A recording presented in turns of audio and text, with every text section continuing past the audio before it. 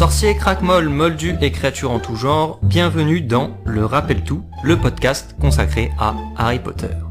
Je suis Florian de At the Magical World, et je suis en compagnie de Marine. Salut. Et de Lise. Salut. Donc Marine de la chaîne YouTube Marine au Terrier, que vous pouvez aussi retrouver sur Instagram et Facebook, et Lise qui est donc l'autre moitié de At the Magical World sur Instagram notamment. Vous retrouverez tous les petits liens des chaînes des uns et des autres sur les différents réseaux sociaux en description de la vidéo.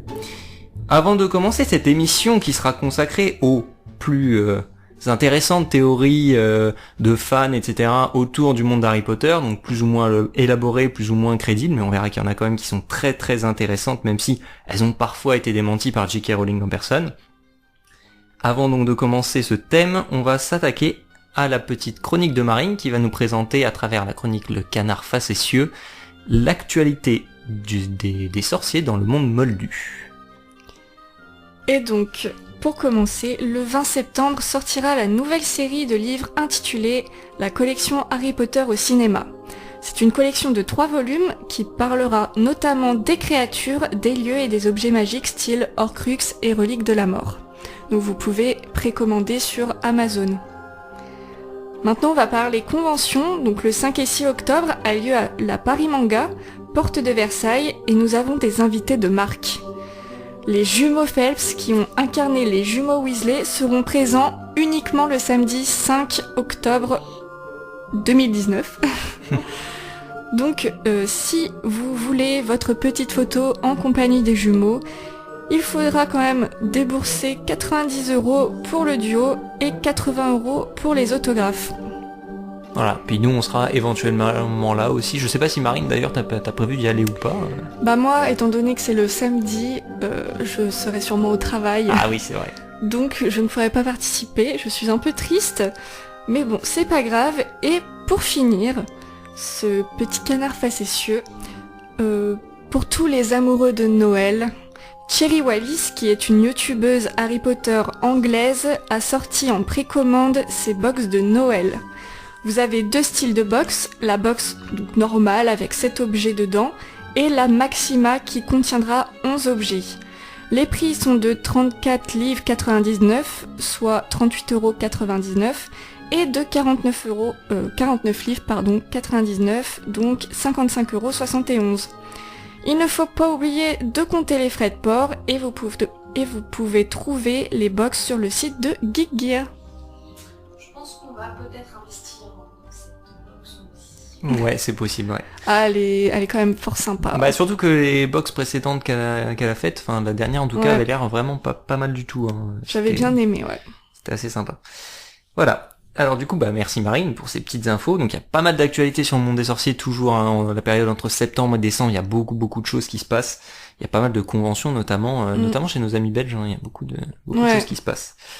Voilà. Donc du coup, on va pouvoir attaquer tout de suite la thématique principale de l'émission avec une première théorie que moi personnellement j'aime bien.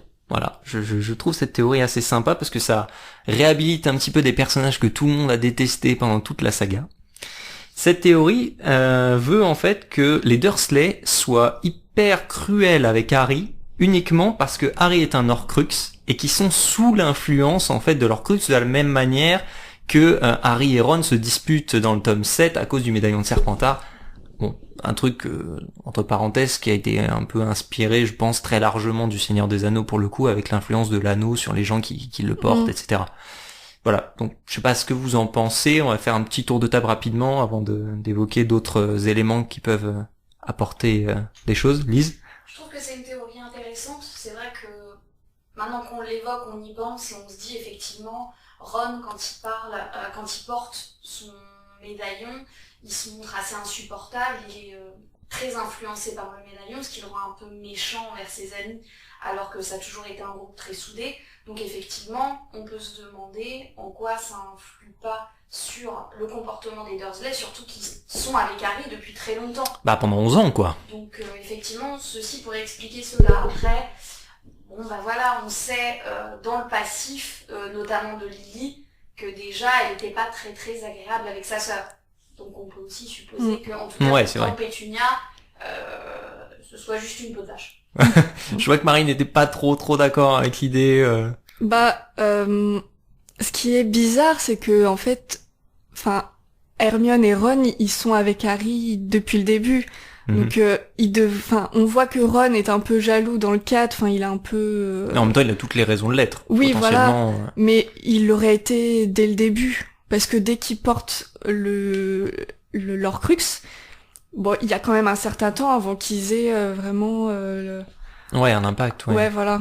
Mais il l'aurait déjà eu dès le premier, en fait. C'est vrai qu'on peut aussi se dire que les garçons qui dorment dans le même dortoir qu'Harry, Neville, Dean, Simus, etc., ils pourraient être impactés de la même façon. Dès le premier tome. Voilà, donc on va dire, c'est le truc qui laisse supposer que la théorie est un peu bancale.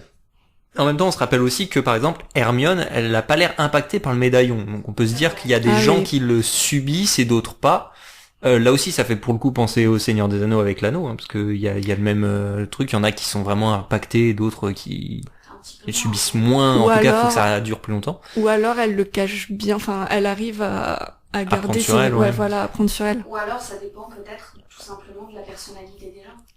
Peut-être aussi. Que Ron est plus envieux parce que c'est aussi un garçon et il est toujours dans l'ombre. Ouais, et puis on voit aussi que Ron, alors je sais pas si c'est comme ça dans les livres, parce que ça fait un petit moment que j'ai pas relu le 7, mais par exemple à la fin du film, quand Harry a la baguette de Suro, Ron lui il est pour la garder clairement quoi. Oui. Donc il est peut-être plus ambitieux, limite Serpentard Ron Weasley, hein. Attention. Ouais, je sais pas.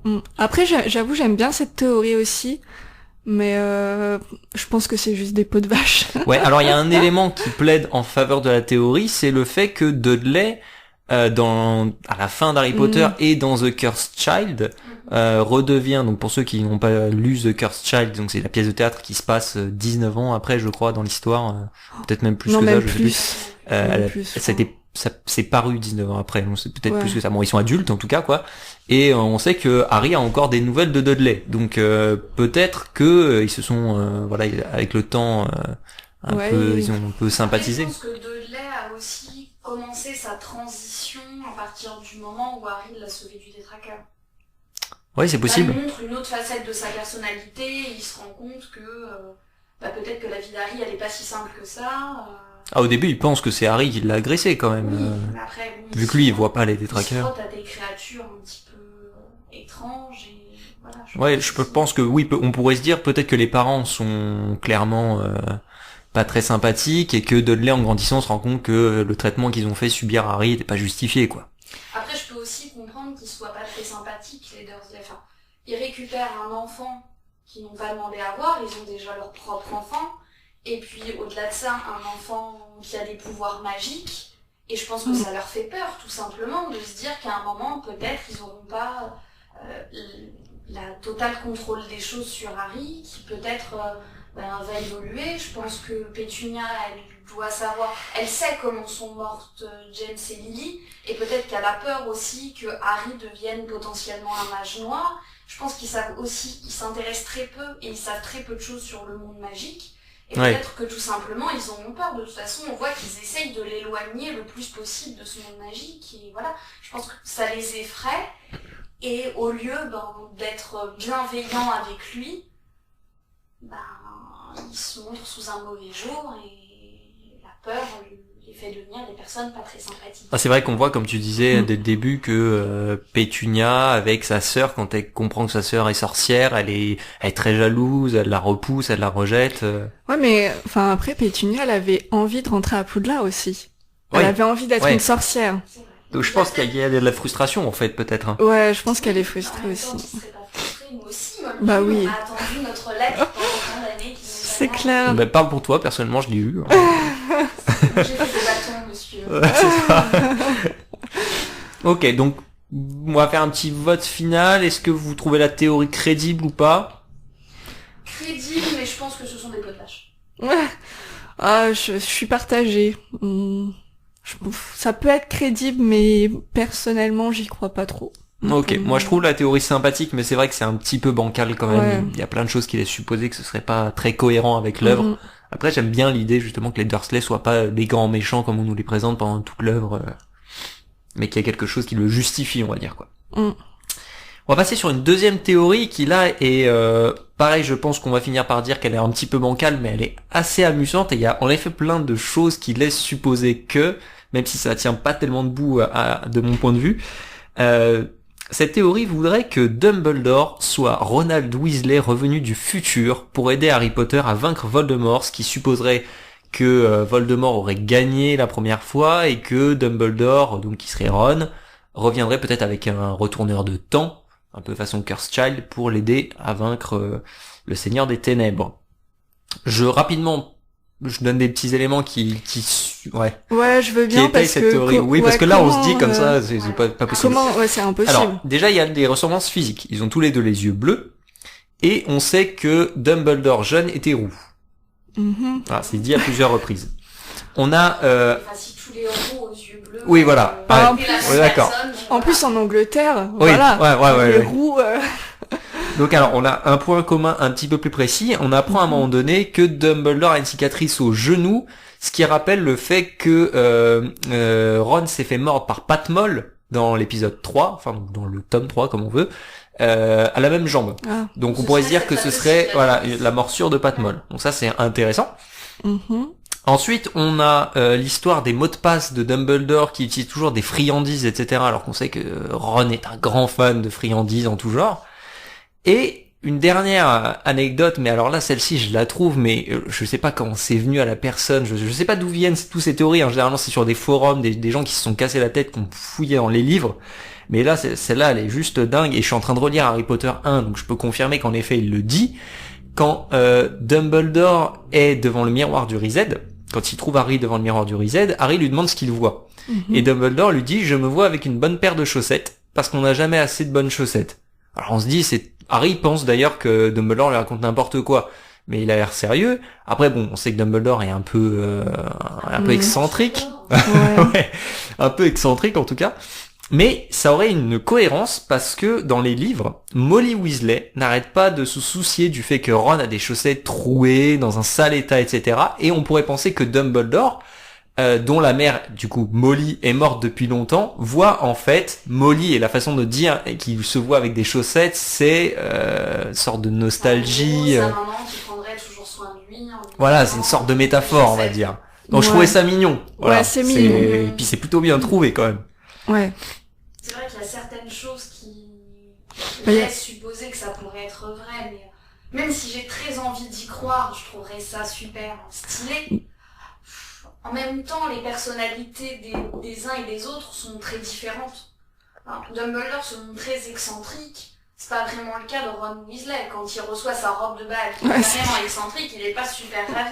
Ouais, en même temps, Ron, quand il vieillit dans The Cursed Child, on sait qu'il travaille au magasin de farce et attrape et il arrête pas de faire des blagues et tout ça, il devient un peu plus... Après, ça colle pas non plus... Enfin, Dumbledore, on connaît son histoire, donc ce serait une histoire inventée. Exactement. On sortirait à Belfort, Ariana, enfin... Voilà, Ouais, il y a plein de puis- choses qui s'expliquent pas. Ouais, surtout avec Grindelwald. Bah oui, non, mais il carrément. aime un homme, et puis là, il aimerait... Puis il est censé Hermione, avoir 150 ans. Ouais, enfin, non, c'est trop et bizarre. en fait, ouais, c'est ça que je m'explique pas dans cette théorie. Alors peut-être que je suis passé à côté d'un truc. Il y avait peut-être des explications que j'ai pas trouvées sur justement pourquoi ce serait la même personne, comment on expliquerait le fait qu'ils ont pas la même enfance, Ouais. et aussi le fait que par exemple à la mort de Dumbledore, on n'entend pas parler de tout ça dans les bouquins de Rita Skeeter sur sa vie. Et jamais Ouais, fait c'est vrai. mention qu'il a changé de nom. Ouais, mais après, vu s'il est venu en retourneur de temps, faut que personne ne sache que c'est lui. Donc Ouais. lui, ce serait réinventer une vie. Et Mais du coup, personne, ça voudrait dire, surtout en plus avec le retourneur de temps, a priori, on rajeunit pas. Bah oui, Donc ça non. veut dire qu'il aurait trouvé un moyen de revenir dans le passé, de revenir peut-être enfant, tout en gardant ses souvenirs. Oh non, Et c'est du trop coup, il aurait une bizarre. nouvelle vie et ce serait un enfant adopté des Weasley. Enfin, ce serait un petit C'est peu... plutôt machine à remonter le temps. Ouais, voilà. Puis là, ça Ouais. devient très compliqué à justifier, je trouve. Ouais, Voilà. non, je pense que cette théorie, elle est sympa, Bon, mais... après, on le voit avec Delphi dans The Cursed Child. Mm. Elle s'est réinventée une vie totalement.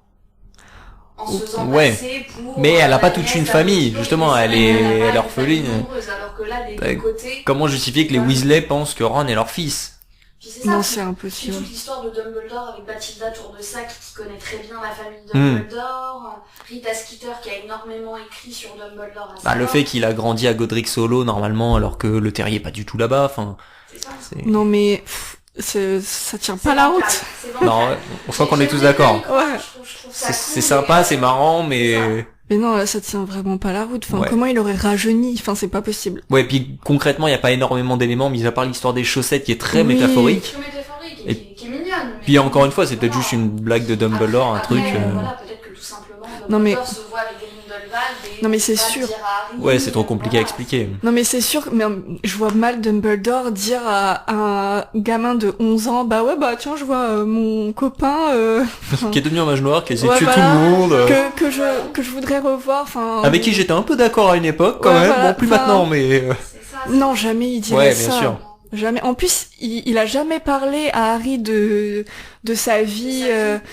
Harry savait même pas qu'il avait un frère, donc jamais il Ouais, lui clairement, aurait ouais. dit que il était Ouais, avec surtout que quelqu'un là, c'est dans le d'autre. tome 1, quoi. Si Donc, c'était quelque chose de très personnel, je pense que de toute façon, il n'en aurait pas fait. Ouais. Dumbledore a son projet pour Harry dès le début. Non, mais c'est clair. Et Il lui dit jamais rien. Il lui dit jamais rien. C'est un peu le principe, Je ouais. pense qu'il se montre surtout sympathique pour continuer à avoir cette relation privilégiée avec Harry. Hmm. Voilà, s'il commence à lui dire qu'il voit quelqu'un qui s'appelle Gellert Grindelwald, on peut supposer que derrière, Harry, enfin en tout cas, va demander à Hermione de se renseigner sur Ah bah. Gellert Grindelwald. Alors, Il réserve. va lui dire, mais comment ça, tu n'as pas lu dans l'histoire de Poudlard qui avait Gellert Ah, Grindelwald, c'est ça. un des plus grands mages noirs. Enfin voilà, c'est... Ouais, non, mais C'est vrai. cette théorie ne tient pas. On commence à se dire que quand même, le mec a fréquenté un certain nombre de mages noirs. C'est pas faux. C'est pas pour dire. Ah ouais. Théorie, Ah, Dumbledore est un mage noir. Nouvelle théorie de Dumbledore produit des mages noirs. C'est à son contact qu'on devient Un maléfique. mage noir. Ok. Non, mais je pense qu'on est tous d'accord pour dire, ouais, que c'est... La théorie ne tient pas la route. C'est sympa, Exactement. mais pas très crédible. non. Hmm. Alors là, il y en a une. Et alors celle-ci, on sait qu'à une époque, J.K. Rowling a dit que certains fans avaient probablement découvert quelque chose qu'elle avait caché dans les livres. Donc tous les gens qui ont trouvé des théories étaient persuadés que c'était la leur.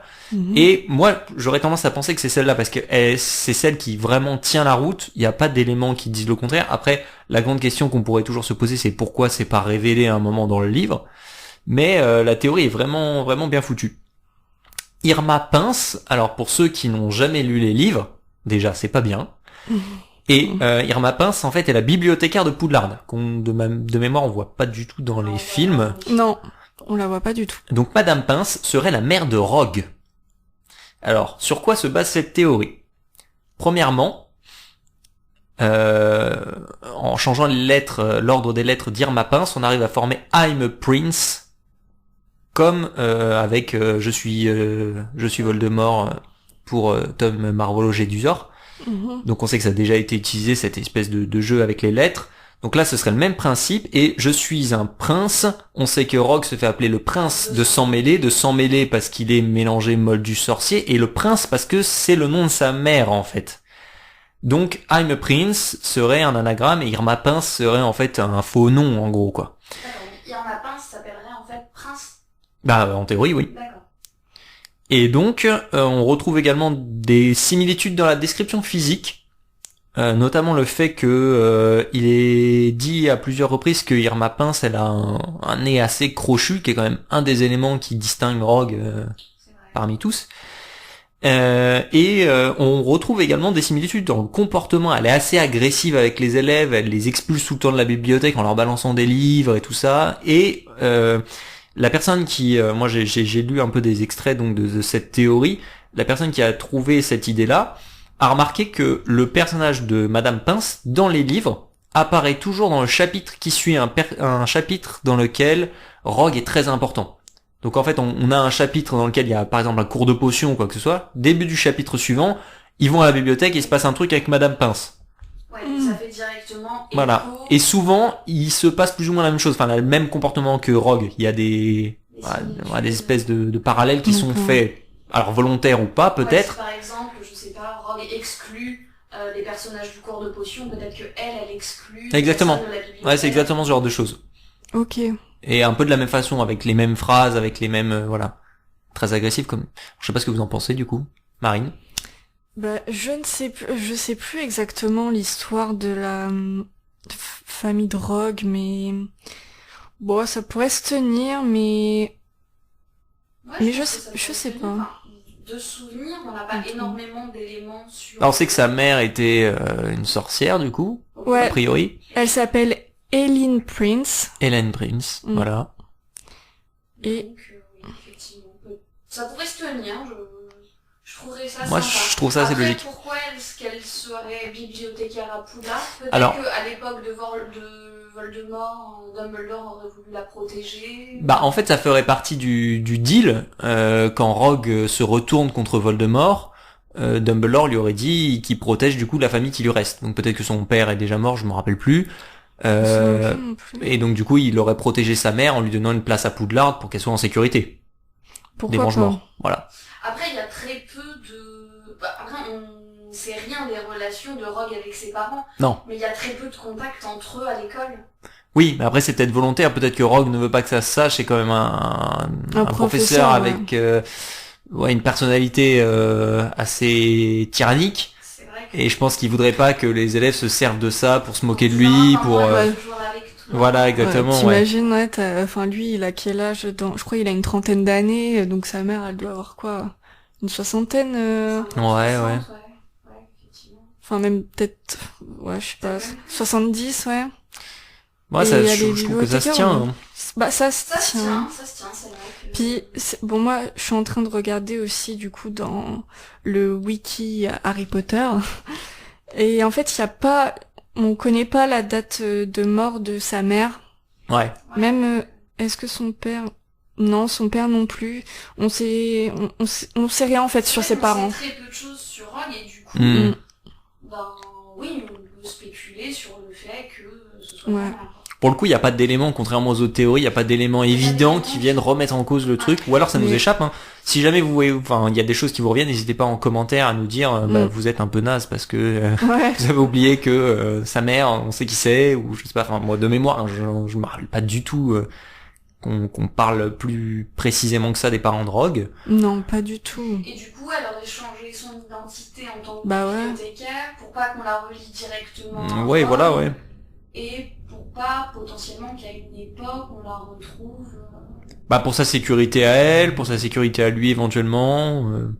C'est vrai que les éléments se tiennent quand on regroupe tout. Pour le Ouais. coup, ça fait une théorie assez solide, contrairement aux deux Ouais. premières, selon moi. Ouais, surtout Oui, c'est quand on clair. part du principe que Rogue est quelqu'un de très très discret sur sa vie privée, sur sa famille, etc. Oui, très Mm. pudique sur ses relations. On peut supposer que c'est pas un grand sentimental et qu'il compte pas tous les jours sa maman dans ses papiers. Bah, après, il a quand même eu des relations difficiles, je crois, avec ses parents. Enfin, son père était très... comment dire? Autoritaire. Bah, pas autoritaire, mais il était méchant, on va dire. Enfin, il était pas très démonstratif niveau sentiment. Et il aimait pas, je crois, les sorciers, il me semble. Ouais, je me demande s'il y a pas Son une histoire père, comme ça ouais. que son père aimait pas le fait qu'il soit sorcier, sa mère Je et lui. crois. Il me semble. Je me souviens plus trop, mais je crois que c'est ça, et du coup, Après, le mec aimait pas les sorciers, mais il se marie avec une sorcière. Ah oui, Mais mais en vous savez fait, peut-être pas. Ah, ouais, bah, je crois sorcière, qu'il le savait pas. c'est Oui. sûr. Aussi peut-être, ouais. Ça, du coup, ça expliquerait aussi l'attitude de Rogue. Oui, Hmm. c'est vrai. Il Ouais, est très c'est vrai. méchant quand même. Enfin, C'est vrai. Oui, c'est pas un mec sympa. Bon, en même temps, c'est un ancien mange-mort, hein, dans le genre méchant. ouais, C'est pas Oui. pas les types les plus sympas qui soient, quoi. c'est clair. Non, mais c'est vrai qu'il est pas...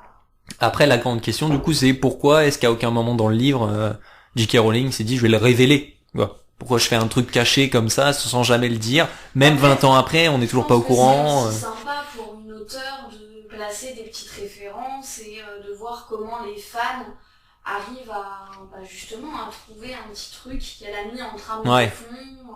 Je trouve ça sympa, comme un petit jeu d'énigmes. Quand tu le lis ou tu le re-relis, bah, tu te dis, bah oui, c'est vrai, la théorie, elle se tient. Non, je trouve ça sympa. Après, à ma connaissance, elle a jamais validé la théorie non plus. Elle a dit que quelqu'un avait découvert un truc caché dans le livre, mais elle a pas dit quoi, donc... Oh, tout ce suspense, on a Bah, envie de c'est J.K. Rowling, savoir. Dis qui a répondu si tu nous entends. Ouais, c'est ça. Si vous écoutez... faudrait déjà qu'on le fasse en anglais pour qu'elle nous écoute. Ouais. Bon, après, elle a été prof de français. C'est vrai, c'est vrai. Donc, Bon, JK, du coup, elle si nous tu écoute, hein, écoutes. clairement. Alors, bon, du coup, vous en pensez quoi? Moi, plutôt pour. Ouais. Ouais.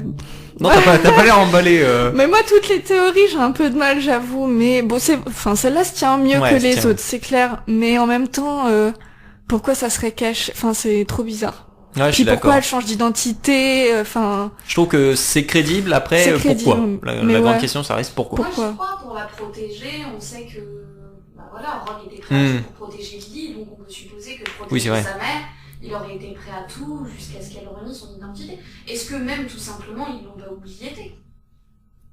Voilà, c'est Ouais. quelque chose de possible aussi, on sait que Ouais. on a une capacité de Ouais, faire ça. Hermione le fait bien avec ses parents, donc. Je me dis que, bon, voilà, il y a eu des incohérences plus grandes dans les films Animaux Fantastiques, par exemple. oui. Hmm. Ou dans Cursed Child. Donc pourquoi pas On va pas lancer Marine sur les Cursed parce que. Ok, bah du coup, notre théorie. Alors, est-ce qu'on peut parler vraiment de théorie? C'est plus une sorte de métaphore cachée dans le livre.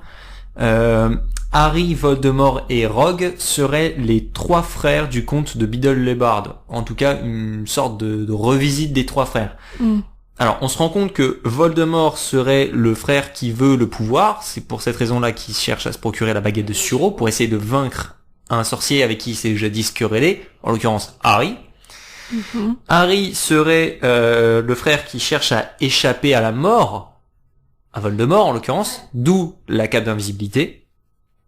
Et Rogue serait le frère qui meurt par amour, même si il ne reçoit pas Mais il a jamais eu la pierre de résurrection. Ah ouais. Enfin, il la reçoit pas, mais Après, ouais, non, il a jamais eu la pierre de résurrection. Non. Après, je me suis toujours demandé, et alors là, on va me prendre pour une grosse nulle, si la pierre de la bague de Gaunt est la pierre de résurrection. Il me semble. Parce qu'elle Je sais plus. ressemble, et pour le coup, dans les films clairement c'est la même esthétiquement en tout cas. il me semble que c'est lui qui soigne le maléfice à la main de Voldemort, De Dumbledore. Ouais. quand il a détruit leur crux qui est la bague. Donc à un moment, je suppose qu'il a eu la bague entre les mains. Et donc, la pierre de résurrection. Ouais. Si la pierre de résurrection est bien la même pierre. Mais il me semble que c'est la même. Il me semble oui. Ouais, il me semble que oui. En tout cas, elle a le même design. Ouais. Ça aurait été bête. Dans les livres, dans les films, ouais. Après, je suis en train de relire les livres aussi et j'en suis pas encore à ce moment, donc je me souviens plus. Voilà, je me dis que oui, dans ce contexte-là, à un moment, Ouais. il est en possession. Potentiellement, ouais. En Et donc, léger contact. parce que- un dernier élément qui vient étayer cette théorie, et franchement, au départ, je l'avais pas vu venir quand j'ai lu la théorie, et je me suis dit, ouais, c'est bien vu. Du coup, si on part de ce principe-là, Dumbledore serait la mort. Pourquoi? Parce que c'est plus ou moins à cause de lui que meurent Voldemort et Rogue. En tout cas, il y est pour pas mal, quand même. Mhm. Et à un moment donné, il avait en sa possession les trois reliques, puisque il était possesseur de la baguette. C'est lui qui donne la cape à Harry, et il avait la bague de Gaunt, Oui. donc la Ouais. pierre de En résurrection, tout cas, si c'est pas la bague de Gaunt, il avait la pierre de résurrection puisqu'il l'a cachée dans le livre d'or. dans le livre d'or qui confie à Mm. Ouais. Et à un moment donné, dans le conte des trois frères, on dit que le frère qui a tenté d'échapper à la mort avec la cape finit par mourir de vieillesse, en gros, et est accueilli par la mort comme un ami, comme son égal, etc. Et on sait que quand Harry meurt, il se retrouve dans un espèce de King's Cross paradisiaque là, où Propre. Dumbledore l'accueille Ouais. C'est vrai, comme un ami. comme un ami. Ouais, effectivement. Et il lui laisse le choix de mourir ou de continuer. Bon, c'est une théorie plutôt sympa, celle-là. Ça se tient. Ça se tient bien, ouais, je trouve. Ça Hein. se tient bien, c'est assez... Ouais, ça Mis se à part l'histoire de Rogue et de la bague, Ouais, qui est un peu... et de la ouais. pierre. Du coup, Harry deviendrait à son tour la mort, à un moment. Bah, alors je l'ai pas mentionné cette théorie parce que je suis En pas. tout cas, au moment où il tue C'est pas pour moi, c'est pas Voldemort, vraiment une et théorie, mais maître des ouais, trois reliques. Harry est maître à un moment donné des reliques de la mort. Il y a beaucoup de gens qui pensent aussi que vu la tournure de la prophétie, Harry, à partir du moment où il a tué Voldemort, ne peut plus mourir. Il serait immortel. Ça, plus les reliques de la mort, Harry serait donc le maître de la mort. Voilà. Ça, je suis pas convaincu par l'histoire de la prophétie. Je trouve que bon, ça fait pas partie des théories que j'ai voulu aborder en tout cas dans l'émission, mais je suis pas hyper convaincu par celle-ci. Mais on peut supposer. Oui. Après, il détruit la baguette de Suro, donc il est plus. Il est plus maître de la mort. Mais c'est un choix. Bah, il l'a je sais plus s'il l'a détruit dans le livre. Je suis pas sûre qu'il détruit la baguette. À la fin du... Ah ouais, je sais pas. Il me semble qu'il la remet avec Dumbledore. Il l'a remis dans le cercueil. Je Ouais. crois que t'as raison, ouais. Donc, C'est très probable. Donc il peut toujours potentiellement Ouais. aller la récupérer. Après, c'est pareil, Voilà. dans le film, il laisse tomber la pierre dans la forêt interdite. ouais. Je pense que ça doit être pareil dans le livre. Oh, Et ça, je plus sais personne plus. potentiellement ne peut la retrouver, ou alors faut un gros hasard. Mais est-ce qu'on peut considérer qu'il en est toujours propriétaire, entre guillemets? Enfin, je sais pas, quoi. Mm. C'est vrai que c'est la limite des contes de Biddle le Barde. On dit qu'il faut être possesseur des 3 reliques. Ça veut Ouais. dire quoi, possesseur? On sait que pour les baguettes, c'est très particulier. Mm. Il y a des règles vraiment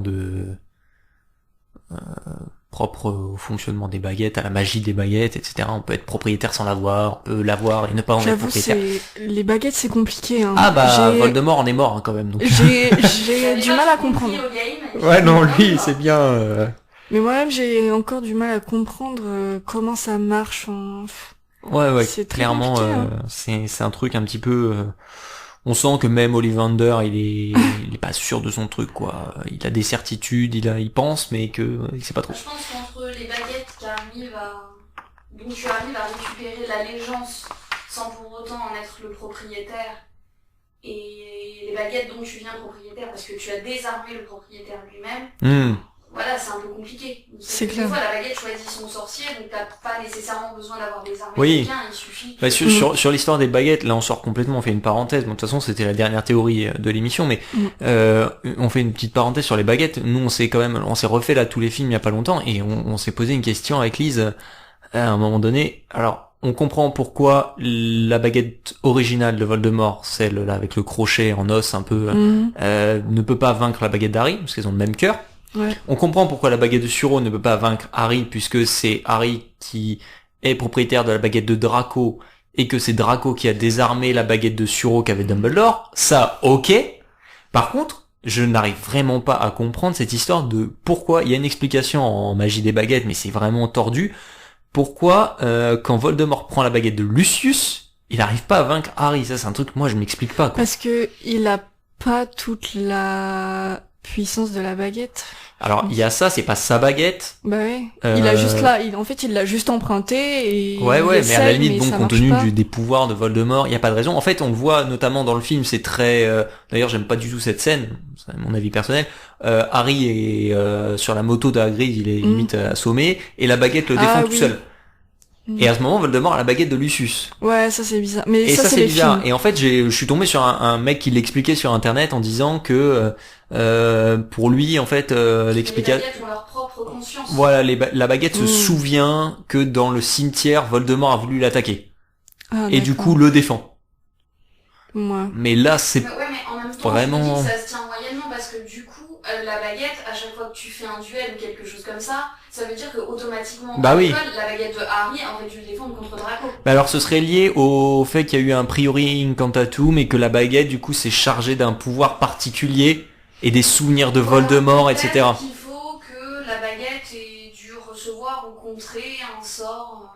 Peut-être le Avada Kedavra. Peut-être. Peut-être que du coup la baguette sait que Voldemort veut tuer Harry. Mais pour moi, j'ai toujours eu en tête que les baguettes reconnaissaient les baguettes et pas les sorciers qui les possèdent. Enfin, Oui. après c'est en ça que c'est vraiment un truc un peu... C'est vrai que c'est super complexe. Ouais. Ouais, très compliqué pour complexe. La baguette. Tiens, ce serait une bonne émission, je pense. Faire une émission spéciale baguette. Ouais, ça peut être sympa, Ça peut être Dites-nous vraiment. en commentaire si... Ouais, mettez dans les commentaires du coup si ça vous intéresse qu'on fasse une émission centrée Vraiment 100% sur les l'histoire, baguettes, comment ça fonctionne, comment c'est fabriqué. Même moi, je serais intéressée de faire Ouais, des petites ouais. recherches. Faudrait peut-être qu'on invite des gens plus calés que nous. Ouais, Ollivander, si Oh, tu nous ouais, entends. c'est ça. Grégorovic, Ollivander, on va essayer de trouver ça. c'est clair. Hmm. Ça pourrait être pas mal. Ok. Du coup, la théorie, ben moi, Ouais. je la trouve bien, donc je la valide. La théorie des 3 frères. Ouais, celle-là, elle est sympa, mais bon, il y a toujours quand même Rogue, on n'est pas sûr, du coup, Ouais. moi, je reste... C'est le petit doute On toujours. connaît, ouais. Après, pour Le moi, petit c'est doute. pas vraiment une théorie. En fait, je pense que c'est Ça ressemble, je pense c'est que un clin d'œil. Ouais. Ouais, c'est un Ouais. clin d'œil. Et pour moi, c'est tout à fait dans le style de J.K. Rowling qui Mm. met toujours des éléments comme ça qui sont à comprendre au second degré, etc. Qu'on voit pas venir. Le fait que, par exemple, le carnet de Tom Jedusor, on peut penser, voilà, c'est juste un souvenir de Voldemort, mais en fait, finalement, c'est un Horcrux. Enfin, voilà, il y a plein de choses comme ça qui sont la cape d'invisibilité qui se révèle dans le dernier être une relique de la mort, alors qu'elle y est depuis le premier, quoi, et qu'on sait pas. J'aime bien le parallèle. Elle cache toujours un peu des choses. La chose qui, pour moi, reste obscure, c'est comment James Potter a eu un jour ses capes d'invisibilité. Bah en fait, je suis retombé dessus et je me rappelais plus, mais c'est un ancêtre c'est un ancêtre des frères Pévrel. Ouais. Enfin, c'est un descendant des frères Pévrel. Oui. Là, plutôt celui qui avait la cape était un ancêtre de Harry, du coup, en fait, et leur a transmis de génération en génération. Voilà, c'est ça. Ouais. Voilà. Par contre, du coup, je crois que le seul truc qu'on sait pas, c'est parce que c'est Dumbledore donc qui remet la cape à Harry, qui lui offre avec un mot en disant ton père me l'a confié avant de mourir. Mais on sait pas trop quand, comment, enfin c'est un peu bizarre. Je pense qu'il peut-être il la récupère chez lui. Mais je sais plus. Il me semble que j'ai lu un truc que genre, mais je sais plus où, je sais plus d'où ça me vient. Mais je crois que Dumbledore avait remarqué que James avait la cape. Ouais. Et je crois qu'il lui a demandé s'il pouvait pas la regarder. Enfin, je suis pas sûre vraiment. Ouais, il lui avait emprunté au moment où ça tombe, James meurt. J'invente, mais ouais. Après, quand on sait que Dumbledore, depuis le début, je pense, a un plan clair pour Harry en tête. Ouais. On peut supposer qu'à un moment... Non, puis, enfin, Dumbledore, il était intéressé par les reliques de la mort, donc oui, quand il a vu que James... toujours, ouais. Quand il a vu que James avait la cape, je pense ça devait trop l'intriguer de voir la cape. Oui, parce que c'est vrai que c'était la vraie. Moi, c'est un truc. Bon, ça fait partie des petites incohérences de l'univers d'Harry Potter. Ron, quand Harry reçoit la cape d'invisibilité, qui dit c'est une cape d'invisibilité, il en existe pas beaucoup et tout. Mais en fait, non, c'est un truc de dingue. Une cape d'invisibilité, tu vois, c'est pas genre juste t'as reçu une chocogrenouille. J'ai lu aussi que en fait la cape d'invisibilité, enfin il y en a qu'une seule comme Harry. Et en fait, il en existe d'autres, mais en fait, elles ont pas le même pouvoir. Je crois elles durent pas très longtemps, et puis elles s'abîment vite. Voilà. Ouais, oui, du coup, Ron étant jeune, il fait pas la différence, il en a probablement jamais vu. Oui, c'est ça. Ouais. Ouais, effectivement. Ouais, ça tient. J'aime bien la théorie. J'aime bien me dire que Dumbledore représente la mort, sachant qu'à la fin, on sait qu'il avait un plan pour Harry depuis le début. Ouais. Et que Harry devait mourir.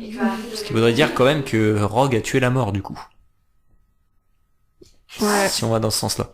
Ce qui ne l'a pas empêché de mourir. C'est le prince fils d'Irma. C'est ça, fils d'Irma, vainqueur de la mort. Putain, lui, il va avoir un épitaphe pas mal. Ok, et on en a fini pour ces petites théories. On a encore d'autres théories, mais qui viendront du coup dans le prochain épisode. Et avant de se quitter, on va passer à une petite chronique de fin qu'on va, je pense, instaurer en fin d'émission à chaque fois, qui est l'horoscope de Sibylle, que va nous lire Lise Trelawney. Alors, Sibylle Trelawney m'a fait parvenir ces petites... prédictions. Voilà, prédiction. Pour les signes astrologiques sorciers. Donc attention, on n'a pas les mêmes signes astrologiques chez les sorciers que chez les mollusques. Bien évidemment. Donc écoutez bien les dates pour savoir quel est votre signe sorcier. Alors, éruptif, du 21 mars au 20 avril. Attention à vos mornilles, il semblerait qu'un mifleur s'intéresse à vous. Ensuite, l'épicorne, 21 avril, 20 mai. L'être aimé semble vous résister. Un peu d'amortensia devrait arranger les choses. Loup-garou, 21 mai, 21 juin. Pas de pleine lune avant 15 jours, vous en profitez pour vous éloigner de la meute le temps d'un week-end. 6 burines, du 22 juin au 22 juillet. Je vois du rouge, ce n'est pas du sang, mais une beuglante. Ça va faire mal, mais vous devriez l'ouvrir. Ça c'est Ron, ça. Zou, 23 juillet, 22 août. Félix Félix, aujourd'hui est un jour de chance, qu'allez-vous donc faire? Vélan, 23 août, 22 septembre. C'est votre mois et tout vous réussit. Je vois de l'or. Allez vérifier le montant de vos galions chez Gringotts. J'y vais de ce pas. Demi-guise, 23 septembre, 22 octobre. Votre elfe de maison s'est montré négligent et a fait brûler le petit déjeuner. Vous serez d'une humeur de troll toute la journée. Eh ben. Scrutapépard, 23 septembre, 22 octobre. Soyez vigilants, quelqu'un vous veut du mal. Tenez-vous prêt à jeter vos meilleurs sorts défensifs. Centaure, 23 novembre, 21 décembre. Mes chéris, vous avez le Sinistros. C'est un présage de mort et vous allez donc mourir dans d'atroces souffrances, a priori piétinées par votre propre troupe. C'est moche. Chupacabra, 22 décembre, 20 janvier. Joie et bonheur sont au rendez-vous, votre équipe favorite de Quidditch devrait remporter le match. Nifleur, 21 janvier, 18 février, des jours sombres s'annoncent, vous courez un grave danger. Strangulo, 19 février au 20 mars, jour de chance, foncez à la volière, vous devrez recevoir un joli paquet. C'est moi ça, j'ai dû recevoir une box. Ah, cool. Merci Sybille. Et merci à vous. Et à bientôt pour votre horoscope. On remarque quand même que dans les présages de Sybille Trelawney, il y a quand même toujours des morts. Ah bah, que serait un horoscope sans mort? Oui, que serait. Parce que s'il n'y avait pas Sinistros... Oui, c'est pas très loin. Voilà, c'est que ça n'est pas Ouais, si... exactement. Elle est quand même célèbre pour avoir fait une prophétie sur la mort du Seigneur des Ténèbres. Voilà. C'est le personnage qui veut ça, quoi. Voilà, bah écoutez, merci. Puis merci à vous tous de nous avoir suivis du coup dans cette première émission. On espère que ça vous a plu. Puis n'hésitez pas à nous mettre dans les commentaires votre avis, des suggestions éventuellement. Voilà, je sais pas si vous voulez ajouter un mot de la fin. Bah merci de nous avoir écoutés. À la prochaine. Merci de nous avoir écoutés. J'espère que ça vous a plu, effectivement. N'hésitez pas à laisser des petits commentaires qu'on pourrait éventuellement traiter ensuite sous la forme du courrier des lecteurs. Ouais, voilà, on fera une petite chronique des hiboux. N'hésitez pas à nous envoyer des messages, même sur Instagram éventuellement pour ceux qui sont abonnés. Pensez à vous abonner du coup à la chaîne YouTube pour suivre les prochains épisodes. Dans la prochaine émission, on parlera à nouveau de théorie. On fera à nouveau 4 ou 5 théories. Bon, pas les mêmes forcément, mais sur des sujets toujours liés à l'univers d'Harry Potter. Et puis peut-être que on fera une émission sur les baguettes bientôt, c'est une bonne idée ça, j'ai bien aimé l'idée. Voilà. Merci à tous et à bientôt. Salut.